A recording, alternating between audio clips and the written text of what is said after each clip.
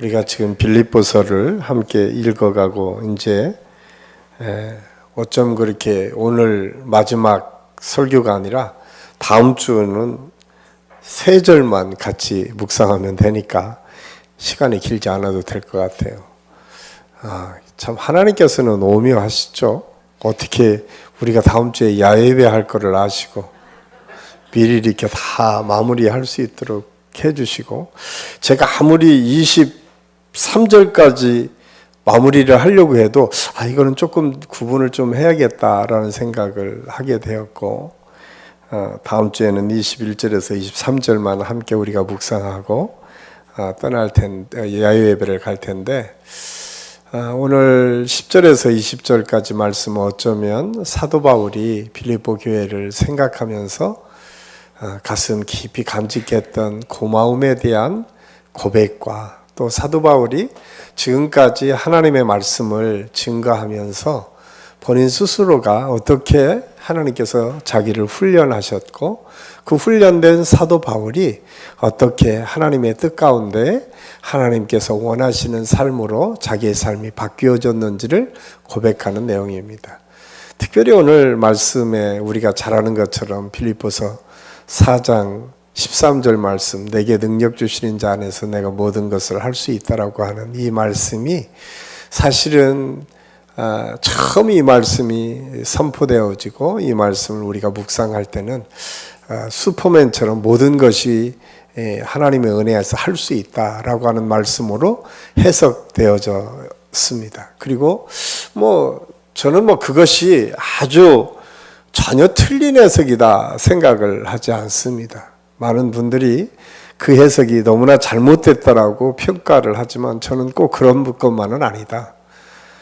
물론 그런 의미도 충분히 담고 있습니다. 예수 그리스도 안에서 어떤 일이든 하나님께서 능력을 베풀어 주시면 모두 할 수 있다. 우리가 잘 아는 것처럼 마가복음 9장 23절에는 할 수 있거든이 무슨 말이냐?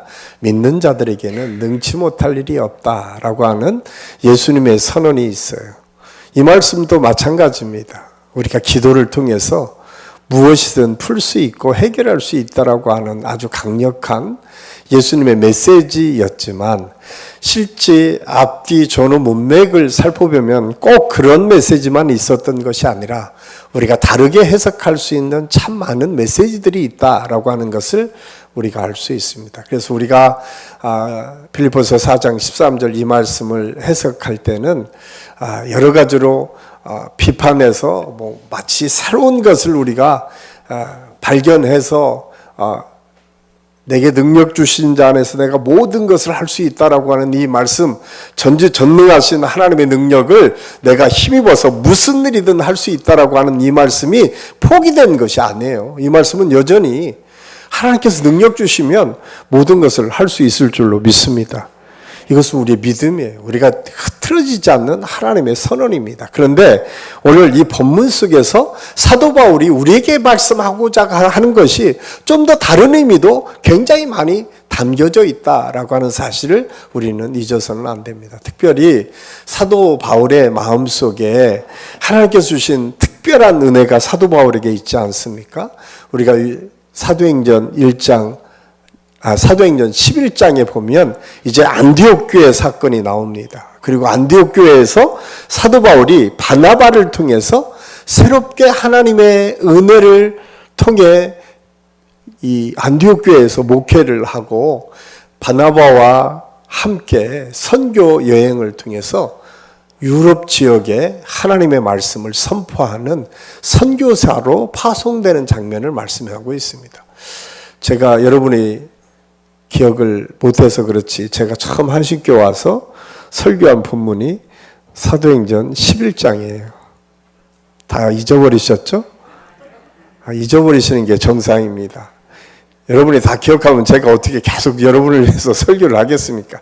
빨리빨리 잊어버리지만, 제가 그 안디옥 교회에서 그리스도인이라 비로소 소개되었다라고 하는 사실을 선포했고, 하나님께서 주신 그 은혜를 통해서 이 안디옥 교회에서 바나바라고 하는 위대한 믿음의 사람을 통해서 이 사도 바울이, 그 전에는 사울이라고 하는 청년으로 바리새파로 예수 믿는 사람을 할 수만 있으면 죽이고 예수 믿는 사람들을 핍박하기 위해서 무진장애를 썼던 이 사울이라고 하는 청년이 담에색 도상에서 예수님을 만나고 그가 다수라고 하는 자기 고향에 가서 집가고 있을 때에 바나바가 거기까지 찾아가서 사도 바울을 데려다가 안디옥에서 같이 목회를 시작하잖아요. 그리고 그 안디옥에서 유럽을 향해서 복음을 증가하는 최초의 선교사로 사도 바울이 세워지게 됩니다.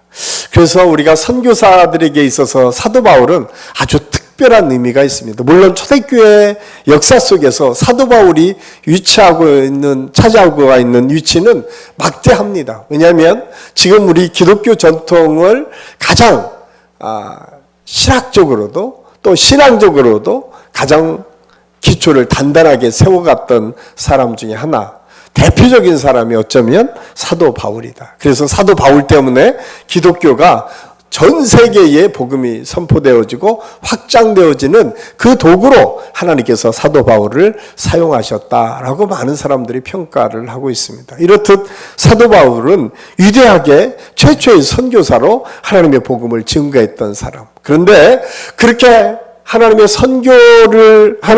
복음을 증거하는 선교사로 파송되었을 때 그 당시의 상황은 그렇게 녹록지 않았다. 가는 곳곳마다 예수님을 믿는 사람들을 핍박하던 시대였습니다. 예수를 믿는다라고 하는 이유만으로도 십자가를 지었던, 그리고 죽임을 당할 수밖에 없었던 시절이 사도 바울이 복음을 증거했던 시기였습니다. 뿐만 아니라 지금은 교통이 발달해서 하루면 미국까지 갔다가 또 다시 오고 이럴 정도로 굉장히 빠르게 교통이 발달했지만 그때 당시에는 걸어 다니거나 아니면 배를 타고 몇 개월씩 정말 죽음에 직면한 위험들을 경험하게 하는 많은 어려움들이 있었음에도 불구하고 사도 바울은 끊임없이 3차에 걸쳐서 주님의 복음을 들고 전도여행을 떠났던 믿음의 사람이 사도 바울이었습니다. 이런 사도 바울에게 특별히 기억되는 교회가 있었는데 그 교회가 오늘 빌립보 교회다라고 말씀하고 있습니다. 그래서 그 이유는 오늘 본문에 제가 오늘 말씀의 제목을 자족할 줄 아는 사람이라고 해서 이 선교에 대한 내용은 나중에 우리가 함께 은혜를 나눌 텐데, 이 선교 여행을 떠나면서 언제나 사도 바울을 기억하고 사도 바울에게 기도와 물질적인 후원을 많이 했던 교회 중에 하나가 빌립보 교회였다. 오늘 사도 바울이 그것을 말씀하고 있어요. 그리고 17절 이하의 말씀에 보면 그것이 얼마나 큰 하나님의 일이고 그것을 통해서 하나님께서 어떻게 너희들을 축복하시고 하나님의 영광을 어떻게 드러낼 것인가를 아주 분명하게 선언하고 선포하고 있는 것을 오늘 말씀을 통해서 볼 수가 있습니다. 그런데 오늘 제가 말씀의 초점을 잡은 것은 선교에 대한, 선교 헌금을 많이 한 빌립보 교회, 힘들고 어려울 때 선교를 통해서 하나님의 역사를 이루어갔던 빌립보 교회를 소개하기보다는 오늘 사도 바울이 고백하고 있는 것처럼 내가 자족할 줄 아는 믿음을 가지고 살았습니다 라고 하는 고백을 통해서 우리 믿음의 사람들이 어떻게 하면 신앙생활하면서 이 자족의 은혜를 누릴 수 있을지를 함께 생각하고, 이 우리 한신교회 모든 성도들이 언제 어디서나 무엇을 하든 이 자족할 줄 아는 지혜로운 성도들이 다 될 수 있기를 예수님의 이름으로 간절히 축원합니다. 그래서 이 자족한다라고 하는 것은 무엇이냐면 스스로 어떤 상황에서 구애하지 않고 스스로 만족하고 스스로 삶을 더 편안하게 끌어가는 것을 의미합니다. 그런데 이 자족은 감사하는 마음에서부터 출발한다라고 성경은 우리에게 말씀해주고 있습니다. 오늘 10절 말씀에 보면 내가 주 안에서 크게 기뻐함은 너희가 나를 생각하는 것이 이제 다시 싹이 나미니 너희가 또한 일을 위하여 생각은 하였으나 기회가 없었느니라. 오늘 이 전체적인 내용을 통해서 보면 사도 바울에게 원래 빌립보 교회가 원래부터 헌금하겠다고 약속을 했던 것 같아요. 그런데 그 약속이 잘 지켜지지 않았고 지금 사도 바울이 감옥에 들어갔을 때에 에바브로 디도를 통해서 선교헌금을 모아서 보냈습니다. 사도행전 사도 바울의 입장에서 보면 야속하기도 하고 괘씸하기도 하고 또 여러 가지 생각들이 있지 않겠어요. 그런데 사도 바울은 그런 생각이 아니라 빌립보 교회에 그 순수하게 주님의 은혜를 사모하고 주님의 복음을 위해서 애쓰는 그 헌금을 통해서 그들의 믿음을 보았다라고 오늘 성경을 통해서 우리에게 말씀해 주고 있습니다. 그렇습니다. 이 감사한다라고 하는 것은 특별한 하나님의 은혜고 축복입니다. 저는 우리 한신교회 모든 성도들이 언제 어디서나 무엇을 하든 이 감사하는 분들이 다 될 수 있기를 간절히 소원합니다. 이 감사에는 세 가지 감사가 있다고 해요. 처음 감사는 만약이라고 하는 감사입니다. 만일 이 조건을 내가 들어주시면 내가 이렇게 감사하며 살겠습니다. 조건을 붙여서 감사하는 거죠. 사실 우리가 하나님께 기도할 때에 가끔 그런 기도 하잖아요. 하나님, 이 일만 해결해 주시면 내가 열심히 하겠습니다. 이 문제만 잘 되면 주님, 내가 더 풍성하게 하나님을 섬기겠습니다 라고 고백하면서 기도할 때가 참 많이 있습니다. 이런 조건적인 감사가 가장 큰 감사의 모습들로 나타나는, 특히 우리 그리스도인들이 기도하면서 가장 많이 하는 기도가 아마 이런 기도가 아닐까라는 생각을 합니다. 또 하나 감사는 뭐뭐 때문에 되돌아보니까 내 자식이 잘 된 거 보니까 너무 감사하고, 내가 건강한 거 보니까 너무 감사하고, 내가 뭔가 잘 이루어졌기 때문에 감사하는, 또한 뭐뭐 때문에 감사하는 감사가 있다는 거예요. 또 마지막으로 감사하는 것은 그럼에도 불구하고의 감사합니다. 어떤 상황에서도 감사하는 믿음을 갖고 있는 사람들이 있어요. 우리가 잘 아는 것처럼 다니엘 3장에 보면 다니엘과 세 친구가 나옵니다. 느부갓네살 왕이 신상에게 절하는 사람들, 절하지 않는 사람들을 풀무불에 다 넣어 죽이겠다고 선언한 그 자리에서 지금 다니엘과 세 친구가 있는데, 거기에서 다니엘과 세 친구가 그 자리에서 느부갓네살 앞에 담대하게 얘기합니다. 왕이요, 왕이 우리에게 절을 하라고 하는데 우리는 절할 수가 없습니다. 왜냐하면 하나님께서 살아계시기 때문에 그렇습니다. 왕이요, 어떤 상황에서도 하나님께서는 우리를 지켜주시고 보호하실 것입니다. 이 풀무불에 당신이 넣는다고 해도 우리는 건강하게 그곳에서 안전하게 있을 것입니다. 왕 앞에 고백을 합니다. 그러면서 마지막에 다니엘 3장 18절에 마지막에 그렇게 고백을 해요. 그렇게 하지 아니하실지라도 왕이여, 우리가 왕의 신들을 섬기지도 아니하고 왕이 세우신 금신상에게 절하지도 아니할 줄을 아옵소서. 나는 확실히 믿기는 하나님께서 우리를 지켜주시고 보호하실 거라고 하는 그 믿음이 내게 있습니다. 그런데 그리 아니하실지라도, 하나님께서 나를 지켜주시지 않는다고 하더라도, 왜? 그 하나님이 전능하신 하나님이고 우리가 믿는 유일하신 하나님이시기 때문에 우리는 결코 신상에 절을 할 수 없습니다 라고 하는 것이 다니엘과 세 친구의 고백입니다. 그럼에도 불구하고의 고백이죠. 저는 감사의 조건은 때로는 조건 때문에, 뭐뭐 해주시면 뭐뭐 때문에 라고 하는 것도 있지만, 사실 우리의 믿음의 선조들, 특히 성경에서 나오는 수많은 믿음의 사람들은 그럼에도 불구하고 때로는 내가 예상하지 못했고 내가 생각지 못했던 어려움들이 나를 덮고 힘들고 어렵게 한다 할지라도 그 속에서도 견디고 그 속에서도 끊임없이 하나님을 바라보고 찬양하고 예배했던 믿음의 사람들이었음을 성경은 우리에게 말씀해주고 있습니다. 자족한 줄 알 줄 아는 비결, 그것은 이렇게 그럼에도 불구하고 감사하는 믿음을 가질 때에 자족할 수 있음을 오늘 성경은 우리에게 말씀해주고 있습니다. 저는 우리 한신교회 모든 성도들에게 이 은혜가 있기를 간절히 소원합니다. 디모데전서 5장 17절 18절 말씀, 우리 같이 한번 읽겠습니다. 잘 다스리는 장로들은 배나 존경할 자로 알되 말씀과 가르침에 수고하는 이들에게는 더욱 그리할 것이니라. 성경에 일렀으되 곡식을 밟아 떠는 소의 입의 망을 씌우지 말라 하였고 또 일꾼이 그 싹을 맞는 것이 마땅하다 하였느니라. 오늘 이 말씀은 무엇을 말하냐면 너희들이 어떻게 하나님을 믿는 백성들이 하나님을 섬기는 사람들을 섬겨야 될지를 말씀하고 있는데, 제가 감사하고 자족한다라고 하는 것은 기본적인 것들을 우리가 섬길 수 있을 때 더 큰 은혜를 회복할 수 있다. 그래서 감사는 그냥 한 번에 이루어지는 것이 아니라 자족하는 은혜를 경험하기 위해서는 그럼에도 불구하라고 한 이 믿음을 가질 때 가능하다. 두 번째로 자족은 성숙한 신앙의 필수 조건입니다.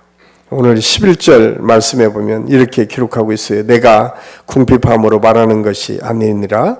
어떠한 형편에든지 나는 자족하기를 배웠다라고 사도 바울은 고백하고 있습니다. 어떻게 하면 그가 자족하기를 배웠을까? 12절 말씀해 보면 그렇게 얘기해요. 나는 비천에 처할 줄도 또 좋을 때도 있었다. 왜냐하면 사도 바울은 아마 여러 가지 역사적 자료들을 통해서 보면 사도 바울의 어린 시절은 꽤 유복한 가정에서 컸을 것이다 라고 이야기를 합니다. 그 당시에 로마 시민권을 갖는 사람이 그렇게 많지 않았는데 사도 바울은 로마 시민권을 갖고 있었고, 가말리엘 문화생이라고 하는 것은 그 당시에 가장 좋은 학문적인 전통을 갖췄던 학교에서 수련받았다라고 하는 것과 마찬가지입니다. 그렇게 어린 시절 또 청년 시절까지 그렇게 좋은 집안과 환경에서 성장한 것이 사도 바울입니다. 그럼에도 불구하고 그가 다메섹에서 예수님을 만나고 그 이후의 삶은 평탄한 삶보다는 참 힘들고 어려웠던 삶이 더 컸음을 알 수가 있습니다. 그가 죽음에 이를 정도로 맞은 것이 5번이나 있었다라고 그는 고백하는 것을 보면서 얼마나 많은 핍박과 어려움이 그에게 있었는지를 우리가 알 수가 있습니다. 그럼에도 불구하고 그는 어떤 상황에서도 흔들리지 않았다. 어떤 상황에서도 하나님을 포기하지 않고 하나님의 말씀을 향해 나아갈 수 있었음을 알 수가 있습니다. 그래서 자족은 환경과 상관없이 스스로 자족할 줄 아는 그 지혜를 말하는데, 사실 우리가 인간이기 때문에 조금 높이 올라가면 그렇잖아요. 조금 의시되는 모습도 있고, 또 내가 뭔가 잘 안 풀리고 조금 낮은 것 같으면 내가 또한 비굴해지는 모습도 있고, 이런 것이 인간인데 오늘 자족한다라고 하는 것은 그런 환경에 굴하지 않고 환경에 내 마음이 흔들리거나 내 마음을 빼앗기는 것이 아니라 오직 하나님께서 주신 그 은혜를 내 속에 간직하면 어떤 상황에서도 흔들리지 않고 믿음을 가지고 살아갈 수 있다. 그래서 디모데전서 6장 6절 8절에서도 이렇게 우리에게 권면하고 있습니다. 우리 같이 한번 읽겠습니다. 그러나 자족하는 마음이 있으면 경건은 큰 이익이 되느니라. 우리가 세상에 아무것도 가지고 온 것이 없음에 또한 아무것도 가지고 가지 못하리니 우리가 먹을 것과 입을 것이 있은즉 족한 줄로 알 것이니라. 아멘. 잘못하면 이런 말씀들을 우리가 해석할 때에 너무 철학적으로 생각을 하게 되면 아무런 의미가 없는 무의미한 세상처럼 여겨지는 철학을 가질 수도 있어요. 근데 그렇지, 사도 바울이 끊임없이 고백하고 있는 것은 무의미하다는 것이 아닙니다. 우리 인생이 물질도 필요하죠.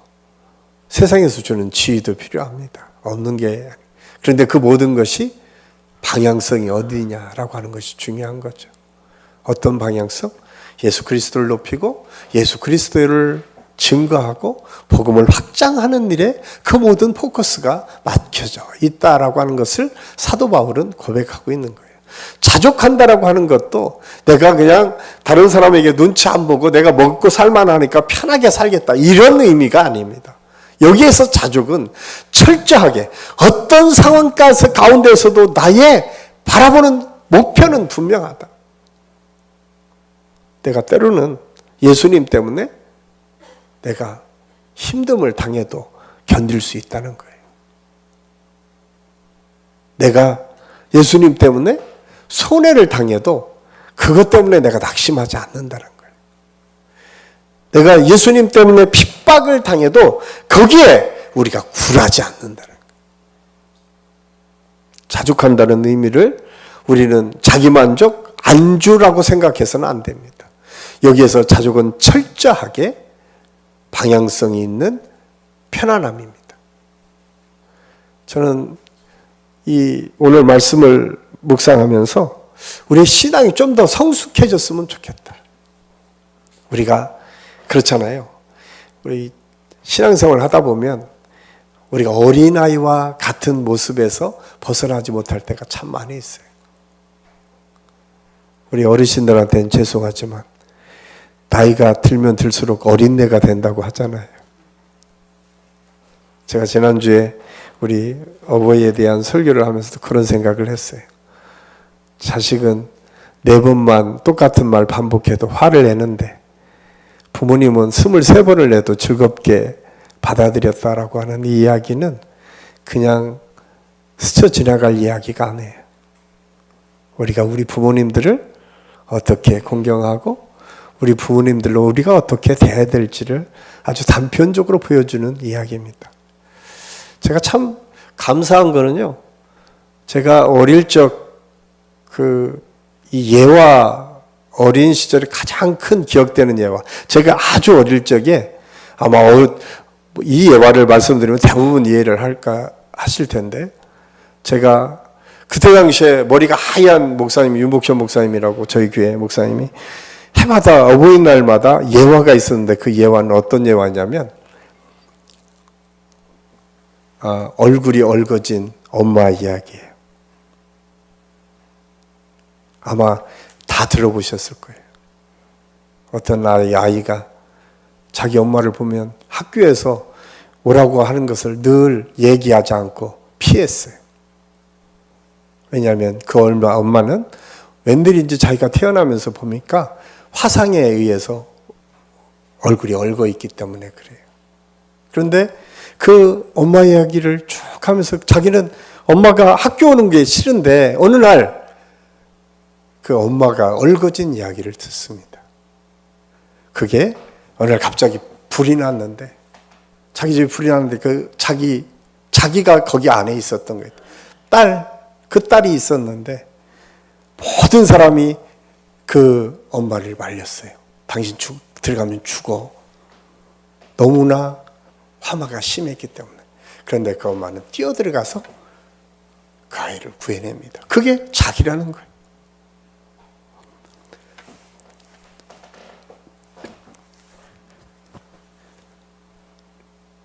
지금도 한 50년 전에 들었나요? 한 40년 전에 들었나요? 자식은 얼거진 그 엄마의 얼굴 모습을 굉장히 부끄러워했는데 자기 생명을 구원했다는 거예요.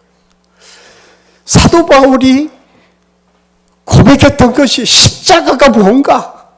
십자가는요, 여러분이 생각하듯 아름다운 모습이 아니에요. 십자가는 철저하게 버림받은 사형틀입니다. 그런데 그 사형틀이 우리에게 생명이 되는 이유는 무엇인가? 그 십자가 때문에 우리가 사는 거잖아요. 그 십자가가 없었다면 우리는 지금도 죄악의 종로로 탈 수밖에 없는 연약한 사람들입니다. 제가 그 목사님의 그 예화를 어버이날에 늘 들었어요. 제가 대여섯 번을 똑같이 반복해서 말씀하셨던 것 같아요. 지금도 제가 기억이 나요.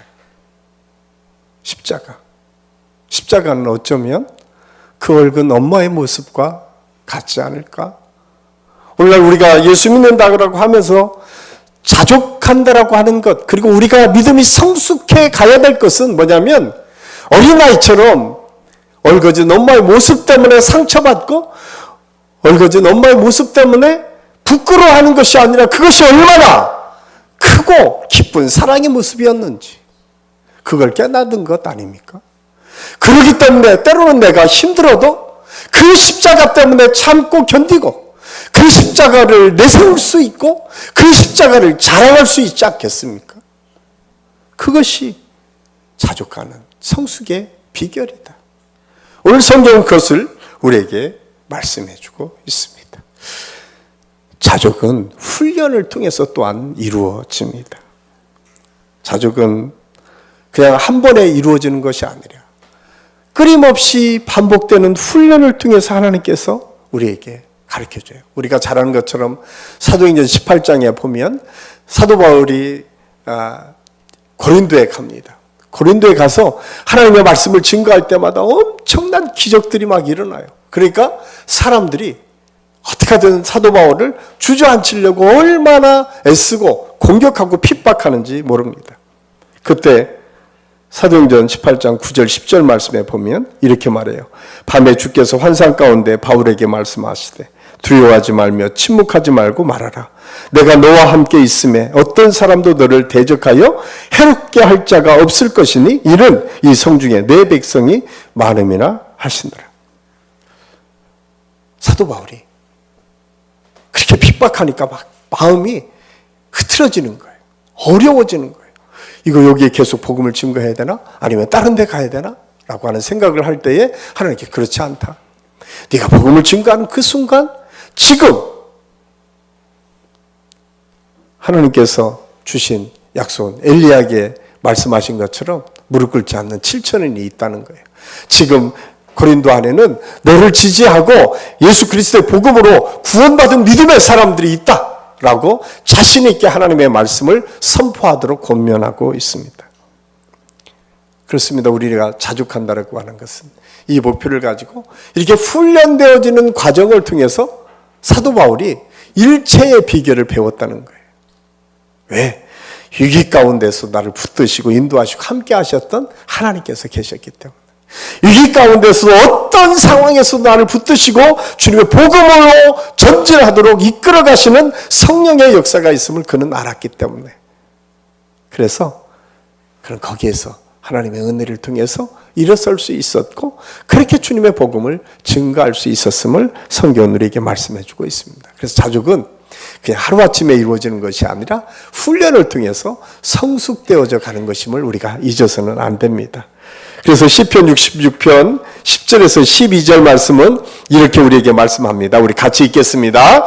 하나님이여 주께서 우리를 시험하시되 우리를 단련하시기를 은을 단련함 같이 하셨으며 우리를 끌어 그물에 걸리게 하시며 어려운 짐을 우리 허리에 메어 두셨으며 사람들이 우리 머리를 타고 가게 하셨나이다.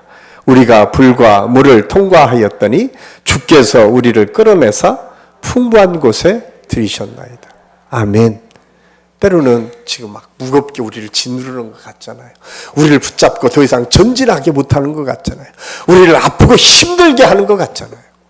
그런데 오늘 시편에서 그렇게 해요. 내가 너희를 풍부한 곳으로 이끌어 가겠다. 여러분, 우리가 예수 믿는 것 때문에 혹시 힘든 분들이 있습니까? 예수 믿는 것으로 인해서 여러 가지 어려움을 당하고 있습니까? 우리가 하나님께서 원하시는 대로 살려고 애쓰는 가운데 고통스럽고 어려운 일이 있습니까? 오늘 시편 성도는 그렇게 고백해요. 풍부한 것으로 우리를 이끄시기 위한 하나님의 과정이다. 저는 이 은혜를 우리 모든 성도들이 누리고 그 주님께서 주시는 은혜를 향해서 나아갈 수 있기를 예수님의 이름으로 간절히 축원합니다. 마지막으로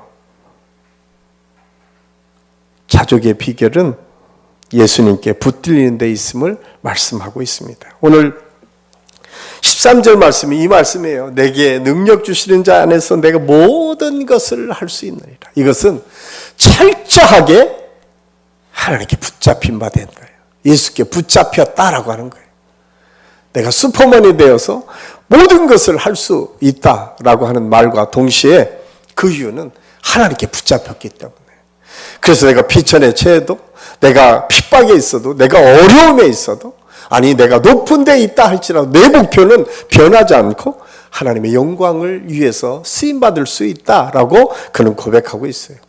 그래서 그가 가지고 있었던 과거에 그 좋았다라고 하는 것 모든 사람들이 갖고 싶어하는 로마의 시민권, 가말리엘 문화생, 바리새인 중에 바리새인, 이 모든 것이 배설물처럼 여겨졌다라고 그는 고백하고 있어요. 왜? 예수님 한 분만으로 그는 만족할 수 있었기 때문에. 그래서 예수 그리스도를 존귀히 여기는 것이 그에게 가장 큰 축복이고 은혜였음을 그가 알았기 때문에. 저는 오늘 이 수협에 나오신 모든 분들에게 그런 믿음까지 나아갈 수 있는 축복과 은혜가 있을 수 있기를 예수님의 이름으로 간절히 축원합니다. 그래서 사도 바울이 디모데에게 이렇게 말하고 있습니다. 우리 고린도 후서 12장 9절 우리 같이 한번 읽겠습니다. 나에게 이르시기를 내 은혜가 내게 족하도다. 이는 내 능력이 약한 데서 온전하여짐이라 하신지라.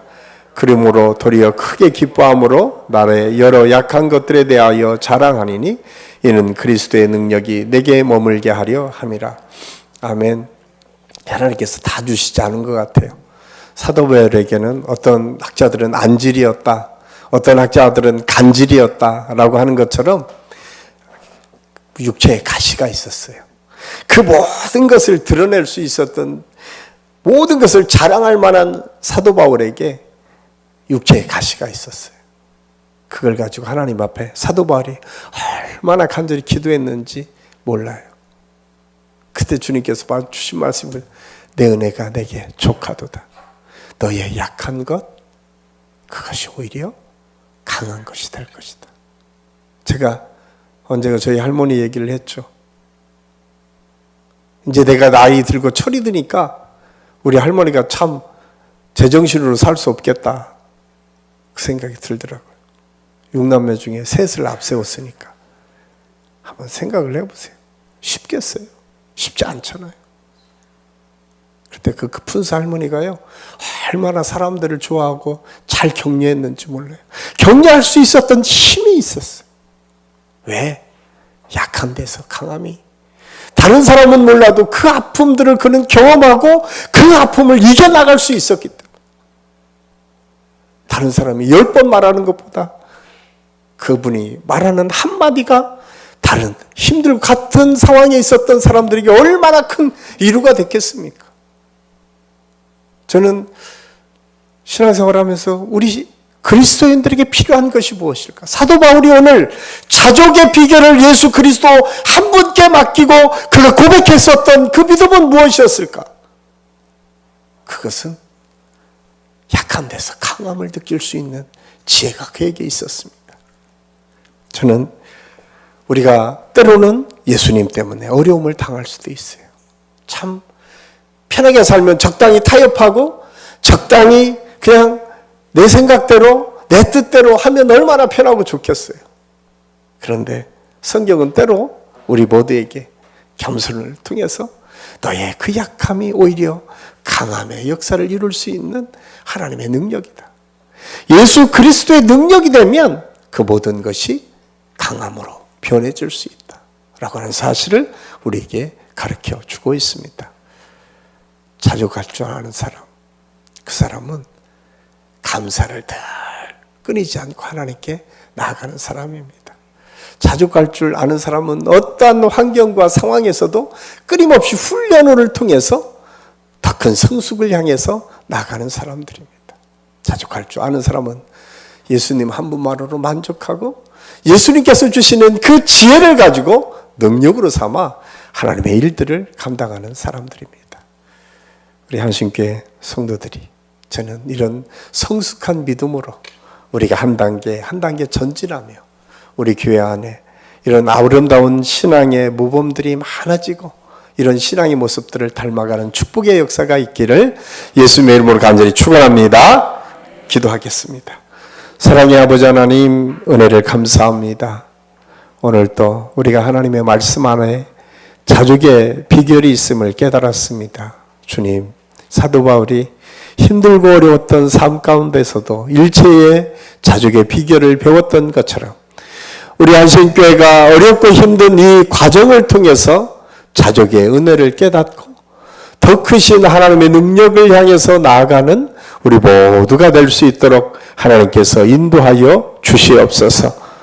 지금도 육체의 질병 때문에 여러 가지 문제 때문에 또한 생각지 않은 문제들이 앞에 산적함으로 인해서 고통받고 어려움 속에 있는 우리 사랑하는 성도들을 기억하여 주시고, 오늘 일체의 비결을 통해서 하나님의 자족의 은혜를 누렸던 사도 바울처럼 그 어려움들을 믿음으로 잘 이겨나가 마침내 약함이 강함이 되었습니다 고백할 수 있는 믿음까지 이룰 수 있도록 하나님께서 인도하여 주시옵소서.